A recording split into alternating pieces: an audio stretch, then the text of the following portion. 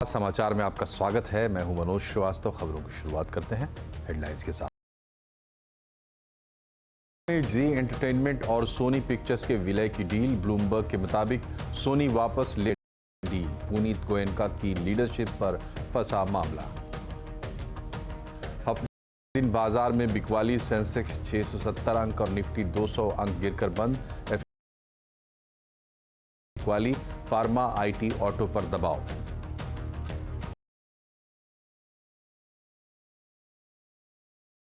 नवंबर के मुकाबले 9.5% का उछाल। स्मॉल कैप रिकॉर्ड ऊंचाई पर। एसआईपी इंडस्ट्री का एयूएम 50 लाख करोड़ के। मेरी गरीबी की खाई। लखपति बन रहे हैं करोड़पति। लोग बाइक छोड़ खरीद रहे हैं। हाल में लोगों की आमदनी के ट्रेंड पर एसबीआई की रिपोर्ट। बॉयकॉट कैंपेन के बीच झुकी मालदीव सरकार। प्रधानमंत्री मोदी पर टिप्पणी करने वाले तीनों deputy minister suspend. Damage control में जुटी प्रेसिडेंट मुइजू की सरकार। बिल्किस बानो के मुजरिम फिर से जाएंगे जेल। सजा माफी को सुप्रीम कोर्ट ने किया रद्द। कहा गुजरात सरकार को माफी देने का हक नहीं क्योंकि महाराष्ट्र में चला था मुकदमा। गोल्डन ग्लोब अवार्ड्स में ओपेनहाइमर का जलवा। बेस्ट फिल्म और बेस्ट डायरेक्टर समेत कुल 5 पुरस्कार जीते। बारबी को मिला बॉक्स ऑफिस अचीवमेंट अवार्ड।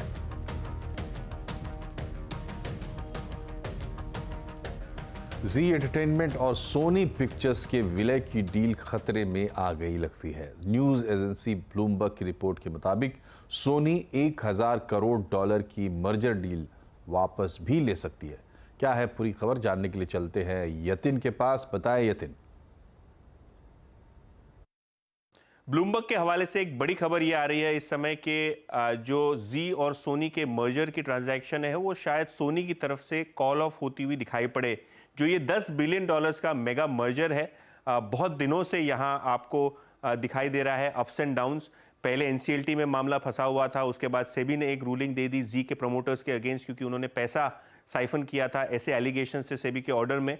और उसके बाद जो ये टाइमलाइन एक्सटेंशन की बात है, यहाँ जी ये चाहता था कि सोनी जो है मर्जर की डेट्स को थोड़ा एक्सटेंड कर दे। अब जो ताज़ा खबरें आ रही हैं ब्लूमबर्ग के हवाले से वो ये इंडिकेट कर रही हैं कि अब ये पुनीत गोयनका की एग्जीक्यूटिव पावर्स और एग्जीक्यूटिव पोजीशन को लेकर अनबन हो चुकी है। सोनी ये चाहता है कि क्योंकि सेबी का मामला ऑलरेडी पुनीत गोयनका के खिलाफ है तो वो बोर्ड का हिस्सा ना बने या उसके बदले और कोई जी आदमी नॉमिनेट कर दे जिसके कारण ये डील आगे बढ़ सके। और सोनी की बात करें तो ऑलरेडी ये जो दिसंबर एंड में टाइमलाइन थी वो एक्सटेंड करने की रिक्वेस्ट जी ने सोनी को भेजी थी, जिसका फैसला अभी तक सोनी के बोर्ड ने नहीं किया। और अब एग्जैक्टली ब्लूमबर्ग के हवाले से ये खबर आ रही है कि Sony corporation merger pact call off कर सकता है इंडिया बिजनेस का जी के साथ, क्योंकि यहाँ जो डिले है और जो टाइमलाइंस की जो चेंजेस हुई हैं वो शायद बोर्ड को एक्सेप्टेबल नहीं है और शायद ये ट्रांजैक्शन कॉल ऑफ हो सकता है। ऑब्वियसली जी और सोनी ने दोनों ने ही इस ट्रांजैक्शन पे टिप्पणी नहीं दी है। और जो ब्लूमबर्ग है इसके हवाले से ये भी खबर आ रही है कि नेगोशिएशंस अभी भी अंडरवे हैं, लेकिन मेजॉरिटी बोर्ड मेंबर्स या बोर्ड का ये कहना है सोनी के कि शायद ये ट्रांजैक्शन को अब अल्प विराम देना चाहिए। अगर डील कैंसिल होती है तो ऑब्वियसली ये जी के शेयर होल्डर्स के लिए एक बड़ा झटका होगा, क्योंकि बहुत दिनों से ये मर्जर और री रेटिंग की बातें ब्रोकरेज कर रही हैं और ये अगर मर्जर नहीं होता तो कैपिटल इन्फ्यूजन भी नहीं होगा और बहुत टाइम तक ये ट्रांजैक्शन ना होने के कारण शायद एक झटका जी के शेयर होल्डर्स को लग सकता है। और अब बात करते हैं बाजार की। आज हफ्ते के पहले दिन बाजार में जोरदार बिकवाली रही। रियल्टी सेक्टर को छोड़कर बीएसई के सभी सेक्टर इंडेक्स में बिकवाली देखने को मिली। इसी के साथ सेंसेक्स 671 अंक गिरकर 71,355 पर बंद हुआ। निफ्टी 198 अंक गिरकर 21,513 पर बंद हुआ। सबसे ज्यादा बिकवाली एफएमसीजी, मेटल, बैंकिंग शेयरों में रही। फार्मा, आईटी, ऑटो शेयरों पर भी दबाव देखने को मिला। और म्यूचुअल फंड में धमाकेदार निवेश जारी है। दिसंबर में भी निवेशकों की पहली पसंद म्यूचुअल फंड। कैसा रहा है आंकड़ा, बताने के लिए एक बार फिर से चलते हैं यतिन मोता के पास। बताएं यतिन। तो अगर हम दिसंबर का डेटा कहें तो बहुत ज़बरदस्त तरीके से म्यूचुअल फंड्स में निवेश बढ़ता हुआ दिखाई पड़ रहा है। इनफैक्ट दिसंबर के म्यूचुअल फंड आंकड़ों की बात करें तो म्यूचुअल फंड का AUM 50 लाख करोड़ के ऊपर हो गया है, नंबर 1। और अगर हम इक्विटी फंड्स की बात करें तो लगभग 10% का इजाफा आपको होता हुआ दिखाई पड़ा है इनफ्लोज में। सबसे इंपॉर्टेंट बात यह है कि जो रिटेल निवेशक हैं, म्यूचुअल फंड निवेशक हैं, इन्होंने स्मॉल और मिड कैप फंड्स को ज़्यादा तवज्जो दिया है वर्सेस लार्ज कैप फंड, जहां नेट नेट हमने आउटफ्लोज देखे हैं। और अगर हम मिड कैप और स्मॉल कैप फंड्स की बात करें तो यहां मिला के लगभग 5000 करोड़ रुपए का ताजा निवेश आता हुआ दिखाई पड़ा है। SIP भी रिकॉर्ड लेवल्स पे लगभग 17,600 करोड़ के आसपास आता हुआ दिखाई पड़ रहा है। जैसे कि मैंने कहा, जो AUM है वो 50 लाख करोड़ के ऊपर है। अगर हम इक्विटी फंड्स की बात करें तो 17,000 करोड़ रुपए का फ्रेश इनफ्लो यहां देखने को मिला है। लार्ज कैप फंड में लगभग 280 करोड़ रुपए का रिडेम्पशन और mid cap and small cap fund में कुल मिला के 5,000 करोड़ प्लस का इन्वेस्टमेंट आता हुआ दिखाई पड़ा है। और SIP भी लगभग 17,000 करोड़ के आंकड़े के पार आती हुई आपको दिखाई पड़ रही है। तो काफी अच्छा महीना दिसंबर का म्यूचुअल फंड निवेशकों के लिए और इंडस्ट्री के लिए भी। बहुत बहुत शुक्रिया यतिन। और पिछले 10 साल में लोगों की आमदनी के ट्रेंड पर स्टेट बैंक ऑफ इंडिया ने एक रिपोर्ट जारी की है। इसमें बताया गया है कि अमीर गरीब के बीच की खाई कम हो रही है। रिपोर्ट में और क्या कुछ खास है, जानने के लिए चलते हैं लक्ष्मण रॉय के पास। बताएं लक्ष्मण जी, रिपोर्ट की खास बातें। देखिए, ये रिपोर्ट कई मायने में काफी महत्वपूर्ण है। अब तक हम लोग ये सुना करते थे कि अमीर अमीर होते जा रहे हैं, गरीब गरीब होते जा रहे हैं। तो इस कहावत को एक तरह से, इस धारणा को झुठलाया गया इस रिपोर्ट में, और झुठलाया गया है तथ्यों के आधार पर। पिछले 10 साल के इनकम टैक्स रिटर्न फाइल करने वालों की संख्या का विश्लेषण किया गया है और ये बताया गया कि दरअसल जो आर्थिक असमानता थी, आर्थिक असमानता घटी है। और रिपोर्ट तैयार किया है इकोनॉमिक रिसर्च डिपार्टमेंट ने स्टेट बैंक ऑफ इंडिया के। इस रिसर्च रिपोर्ट में कहा गया है कि 2014 से लेकर 2023 तक जो आर्थिक असमानता थी, जो आमदनी में खाई थी गरीब अमीरी के बीच में, वो खाई काफी हद तक कम हुई है। और इसमें एक गिनी कोएफिशिएंट पैमाना होता है जो आमतौर पे आर्थिक असमानता मापने का पैमाना होता है, पूरी दुनिया में इस्तेमाल किया जाता है। उस पैमाने के हिसाब से बताया गया है कि 2014 में जहां ये 0.472 थी, वो अब 2022 में घट करके सिर्फ 402 हो गया है, 0.402 हो गया है। और आने वाले दिनों में आर्थिक असमानता और कम होगी। इनकम टैक्स रिटर्न फाइल करने वालों की संख्या के आधार पर यह बताया गया है कि लोगों की कुल आमदनी भी काफी बढ़ी है। 5 लाख रुपए से लेकर 10 लाख रुपए तक की सालाना आमदनी वाले लोगों की संख्या 295% बढ़ी है। 10 लाख रुपए से 25 लाख रुपए तक की सालाना आमदनी वालों की संख्या 291% बढ़ी है। 2014 में जहां 100 करोड़ से ज्यादा कमाने वाले लोगों की संख्या सिर्फ 23 थी, वो बढ़ करके 136 हो गई है। जो लोग पहले बाइक खरीदते थे वो अब कार खरीदने लगे हैं। कार का ग्रोथ रेट ज्यादा है बाइक के मुकाबले। इस तरह से रिपोर्ट साफ बताता है कि पिछले 10 साल में आमदनी का पैटर्न बदला है और जो गरीब थे वो और गरीब होने की वजह अमीर हुए हैं। आमदनी लोगों की साल दर साल बढ़ती गई है। शुक्रिया लक्ष्मण जी। और प्रधानमंत्री मोदी और भारत पर मालदीव के 3 मंत्रियों की तरफ से आपत्तिजनक टिप्पणी का मामला बड़ा होता जा रहा है। आज भारत में मालदीव के हाई कमिश्नर को विदेश मंत्रालय की तरफ से तलब किया गया। दूसरी तरफ मामला सामने आने के बाद मालदीव ने अपने 3 मंत्रियों को सस्पेंड कर दिया है। इन मंत्रियों में मालशा शरीफ, मरियम शिवना और अब्दुल्ला महजूम माजिद शामिल हैं। मंत्री मरियम शिवना ने सोशल मीडिया पर पोस्ट में पीएम मोदी के लिए आपत्तिजनक शब्दों का इस्तेमाल किया था। वहीं नेता जाहिद रमीज ने लिखा है कि भारत सर्विस के मामले में हमारा मुकाबला नहीं कर सकता। Mariyam youth empowerment, information and art की डिप्टी मिनिस्टर थी। मालदीव के नेताओं की गुस्ताखी पर भारत में तीखी प्रतिक्रिया देखने को मिली है। सुंदर है, उसी तरह लगती भी सुंदर है। और माननीय प्रधानमंत्री जी ने वहाँ भेंट करके वहाँ की सुंदरता का जो प्रदर्शन है पूरे देश को, दुनिया को देने का प्रयत्न किया है। लेकिन मालदीव के कुछ लोगों ने जो टिप्पणी की है ये अपमानजनक है और उनका निषेध करते, धिक्कार करते हैं। और मालदीव पर जो भी हमारे सभी जो टूरिस्ट जाते हैं और उन लोगों को हमारा अपील है कि भाई वो मालदीव ना जाए। और पूरा मामला कुछ यूं शुरू हुआ कि पीएम मोदी ने अपने लक्षद्वीप दौरे का एक खूबसूरत वीडियो शेयर किया। इसके बाद लोग सोशल मीडिया पर कहने लगे कि लाखों रुपए खर्च कर मालदीव जाने से बेहतर है कि लक्षद्वीप जाया जाए। इसके बाद ही मालदीव के मंत्रियों ने और नेताओं ने कमेंट करने शुरू किए। सोशल मीडिया पर एक यूजर ने पीएम मोदी का लक्षद्वीप वाला वीडियो शेयर करते हुए लिखा था, बढ़िया कदम है, ये मालदीव की नई सरकार के लिए एक बड़ा झटका है जो चीन की कठपुतली है। इस दौरे के बाद लक्षद्वीप में पर्यटन को और बढ़ावा मिलेगा। इसके जवाब में पीपीएम के नेता जाहिद रमीज ने लिखा, बेशक ये अच्छा कदम है, लेकिन भारत कभी हमारी बराबरी नहीं कर सकता। मालदीव पर्यटकों को जो सर्विस देता है वो भारत कैसे देगा? वो इतनी सफाई कैसे रख पाएंगे जितनी हम रखते हैं? उनके कमरों में आने वाली बदबू टूरिस्टों के लिए सबसे बड़ी दिक्कत होगी। इस बीच सोशल मीडिया पर रविवार को दिन भर #बायकॉट मालदीव्स ट्रेंड करता रहा। दूसरी तरफ बॉलीवुड एक्ट्रेस और नेटिजन्स ने लक्षद्वीप के पर्यटन को बढ़ावा देने का समर्थन किया और पोस्ट डाली। इसलिए सोशल मीडिया पर एक्सप्लोर इंडियाज आइलैंड्स भी ट्रेंड करता रहा। बिल्किस बानो केस में सुप्रीम कोर्ट ने बड़ा फैसला सुनाया है। सुप्रीम कोर्ट ने गुजरात सरकार के फैसले को गलत ठहराया है। सुप्रीम कोर्ट ने कहा है कि दोषियों की रिहाई के लिए गुजरात सरकार सक्षम नहीं है। सभी 11 दोषियों को 2 हफ्ते के अंदर सरेंडर करना होगा। इस खबर पर डिटेल लेते हैं असीम मनचंदा से। असीम, क्या कहा है कोर्ट ने?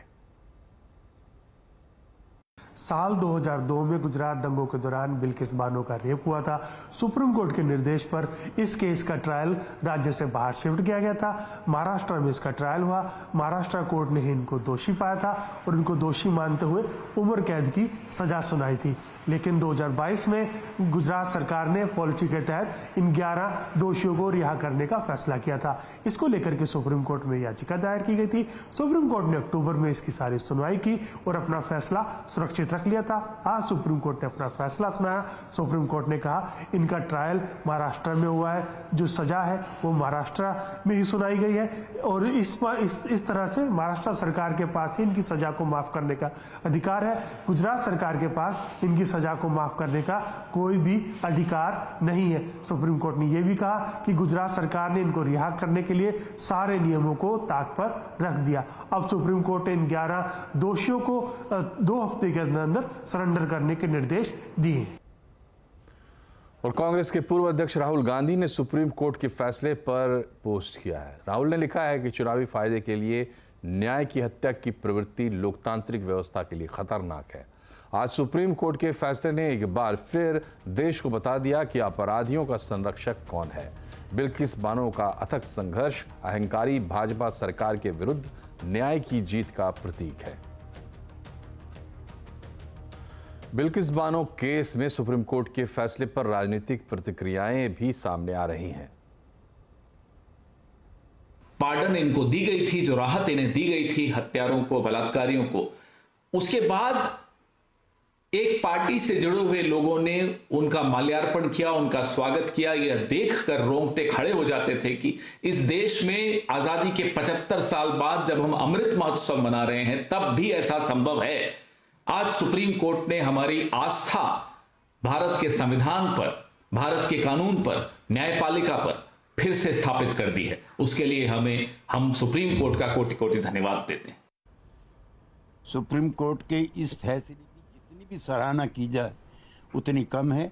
नारी शक्ति का इतना क्रूर अपमान कभी नहीं हुआ जितना बिल्किस बानो मामले में हुआ।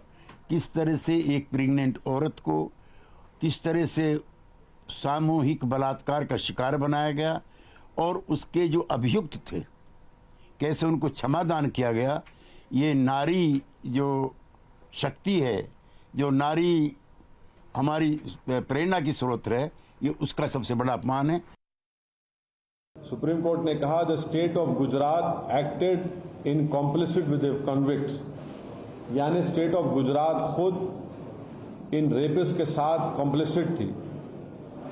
बुनियादी बात यह बेसिकली ये है कि गुजरात में बीजेपी की सरकार रेपिस्ट की मदद करने का काम कर रही थी। विपक्षी पार्टियों के इंडिया गठबंधन में सीट शेयरिंग को लेकर बातचीत का दौर चल रहा है। इसी दौर में आज कांग्रेस और आम आदमी पार्टी के बीच सीटों को लेकर बातचीत हुई, लेकिन कांग्रेस नेता मुकुल वासनिक के घर पर हुई इस बैठक में कई मुद्दों पर चर्चा हुई। बैठक के बाद मुकुल वासनिक ने कहा कि अच्छे माहौल में दोनों दलों के नेताओं के साथ बातचीत हुई है। जल्द ही अगली बैठक होगी और इसकी डिटेल समझते हैं पल्लवी घोष से। आप और कांग्रेस पार्टी के बीच की बैठक खत्म हो गई है, लेकिन मतभेद अभी तक जारी है। सबसे दिलचस्प बात यह है कि पंजाब में गठबंधन खत्म होने के बाद बात सिर्फ दिल्ली पे नहीं रही, बात बाकी राज्यों पे भी रही, सीट शेयरिंग पर। और इसी बात को लेकर कांग्रेस को आपत्ति है।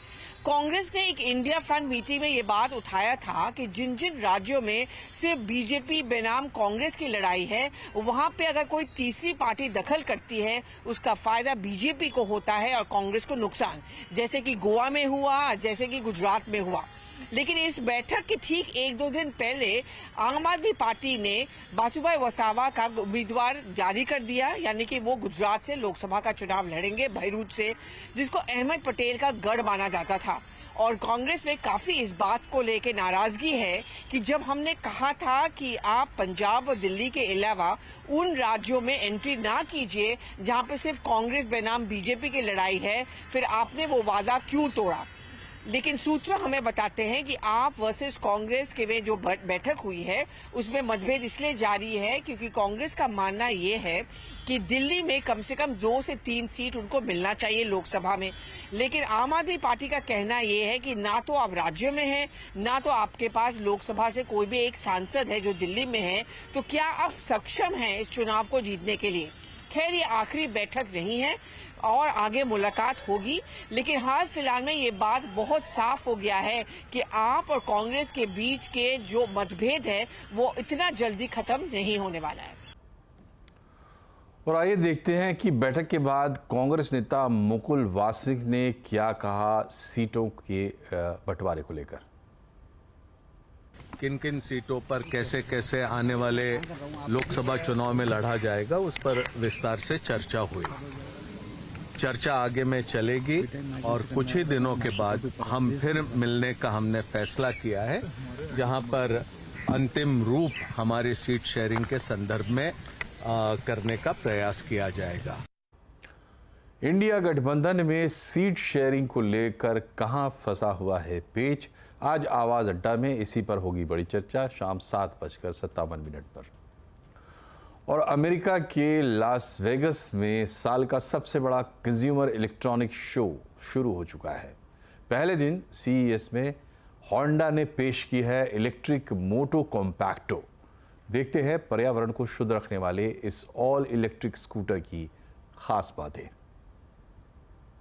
CES के दौरान एक इंटरेस्टिंग व्हीकल इम्पैक्ट डिस्प्ले पर जो हमने देखा वो है होंडा मोटो कॉम्पैक्टो।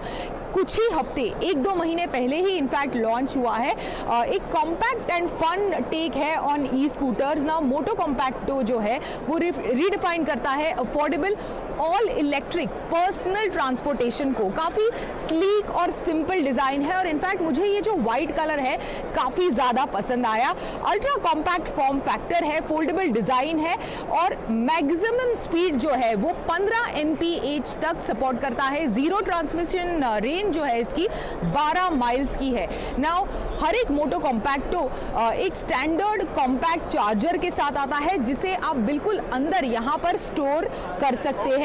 इसकी कीमत है $995, ऑलमोस्ट एक सूटकेस की तरह इनफैक्ट ये लगता है। 41 पाउंड जो है इसका वजन है। अभी इसे अनफोल्ड करने के बाद ये जो अंदर की जगह है इसमें आप कई सारी चीजों को स्टोर कर सकते हैं, जैसे आपका फोन हो गया, लैपटॉप हो गया, कोई भी कॉम्पैक्ट चीज जिसे आप अपने साथ ले जाना चाहते हैं। You can take it with you on this particular device, but close करने से पहले, मतलब कॉम्पैक्ट और कॉम्पैक्ट इस डिवाइस को करने से पहले उससे आपको बाहर निकालना पड़ेगा। अभी ये जो मोटो कॉम्पैक्टो है वो 265 पाउंड्स तक वजन सपोर्ट करता है, तो ज्यादातर लोग इनफैक्ट इसे आसानी से राइड कर सकते हैं। और वाइब्रेंट गुजरात के लिए अहमदाबाद और गांधीनगर को दुल्हन की तरह सजाया गया है। आप जहां नजर डालेंगे वहां आपको दिवाली जैसा माहौल दिखेगा। कैसी सजावट हुई है अहमदाबाद और गांधीनगर में, उनका जायजा लिया हमारे संवाददाता केतन जोशी ने। वाइब्रेंट गुजरात ग्लोबल समिट के चलते अहमदाबाद एयरपोर्ट से लेकर गांधीनगर तक अनोखी तरीके से सजावट की गई है। आपको जगह जगह इसी तरह का सुशोभन देखने को मिलेगा। ये देखिए, ये दीवार है, लेकिन दीवार के ऊपर भी गुजरात की संस्कृति को यहाँ पर दर्शाया गया है। गुजरात की जो परंपरा है उसको भी बताया गया है। दुनिया के 125 देशों से अलग अलग बिजनेस डेलीगेशन आएंगे। कई सारे देशों के राष्ट्राध्यक्ष भी आने वाले हैं। आप देखिए, अगर किसी को साइकिलिंग करनी है तो वो भी तैयारियां इस तरह से की गई है और साइकिल के ऊपर सिंबल भी लगा है वाइब्रेंट गुजरात 2024। यानी कि अगर कोई मेहमान को सुबह सुबह साइकिलिंग करनी है तो वो भी नज़ारा यहाँ से आपको देखने को मिलेगा। होटल लीला जो कि ठीक मेरे सामने है, वो एक सेंटर पॉइंट रहने वाला है। अभी अभी गुजरात के मुख्यमंत्री वहां से रिव्यू मीटिंग लेकर गए हैं, क्योंकि सबसे करीब कोई 5 स्टार होटल है तो महात्मा मंदिर से ये होटल लीला है। तो हम कह सकते हैं कि दुल्हन की तरह सजाया गया है। और रात को आप अहमदाबाद या तो गांधीनगर में गुजरेंगे तो वो नज़ारा दिवाली से कम नहीं होगा। आखिरकार 4 साल के बाद इतना बड़ा इवेंट आने वाला है और वाइब्रेंट गुजरात समिट के बाद सिर्फ निवेश गुजरात में ही नहीं, लेकिन भारत के कई सारे राज्यों में आने वाला है। और जिस सेक्टर में अभी तक निवेश नहीं आया है उसमें भी बहुत बड़ी मात्रा में पैसा आएगा, ऐसी उम्मीद है। केतन जोशी, गांधीनगर। और अमेरिका के कैलिफोर्निया में 81वें गोल्डन ग्लोब अवार्ड्स में ओपनहाइमर का जलवा देखने को मिला। ओपनहाइमर को बेस्ट फिल्म समेत कुल 5 अवार्ड्स मिले हैं। फिल्म के डायरेक्टर क्रिस्टोफर नॉलन को बेस्ट डायरेक्टर का अवार्ड मिला है। इसके अलावा सिलियन मर्फी को best actor, Robert Downey junior को बेस्ट सपोर्टिंग एक्टर का अवार्ड भी मिला है। वहीं फिल्म बार्बी को 9 नॉमिनेशंस मिले थे। बार्बी को बॉक्स ऑफिस अचीवमेंट के खिताब से नवाजा गया है। अयोध्या में राम मंदिर के उद्घाटन की उल्टी गिनती शुरू हो चुकी है। 22 जनवरी को भगवान राम की प्राण प्रतिष्ठा है। इस खास मौके पर पूरा देश भगवान राम की भक्ति में डूबा हुआ है। मशहूर गायक कैलाश खेर भी राम धुन में डूबे हुए नजर आए। रामलला के प्राण प्रतिष्ठा कार्यक्रम में कैलाश खेर भी मौजूद रहेंगे। न्योता मिलने पर कैलाश खेर ने उत्साह जताया है और CNBC आवाज पर अपना लोकप्रिय गाना राम धुन गुनगुनाया है। चलिए जाते जाते आपको भी सुनाते हैं। धुन की लागी राम नाम की, भूल गए सब काम। राम धुन राम धुन राम धुन राम धुन राम धुन राम धुन राम धुन राम धुन राम धुन राम धुन राम धुन राम धुन राम धुन राम धुन राम धुन राम धुन राम राम